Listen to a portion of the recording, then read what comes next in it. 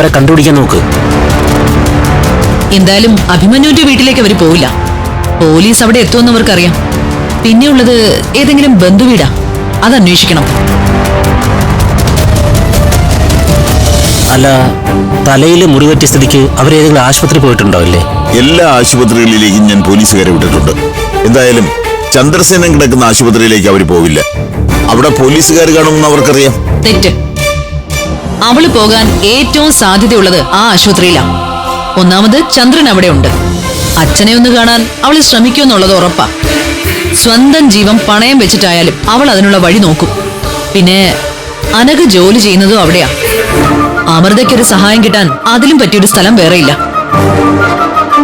എന്റെ കണക്കുകൂട്ടൽ തെറ്റില്ല മഹേന്ദ്ര. അവൾ ആ ആശുപത്രിയിലേക്ക് തന്നെയായിരിക്കും പോയത്. പക്ഷേ അവൾ അവിടെ ചെന്നാൽ ആളുകൾ തിരിച്ചറിയില്ലേ? പ്രത്യേകിച്ച് പഞ്ചരത്നത്തിലെ വാർത്ത നാട് മുഴുവൻ പരമസ്ഥിതിക്ക് അങ്ങനെ ഒരു റിസ്ക് അവരെടുക്കുവോ? വെറുതെ സംശയം പറഞ്ഞുകൊണ്ടിരിക്കാതെ അന്വേഷിക്കും സാറേ. ഒരു കാര്യം ഞാൻ പറഞ്ഞേക്കാം, ഇന്ന് രാത്രി തന്നെ അവളെ കിട്ടിയിരിക്കണം. പിന്നെ ആളെ കൈ കിട്ടിയ സ്റ്റേഷനിലേക്ക് കൊണ്ടുപോണ്ട, എന്നെ വിളിച്ചാ മതി. ഞാനും മഹേന്ദ്രനും വെളിപ്പുറത്തുണ്ടാവും.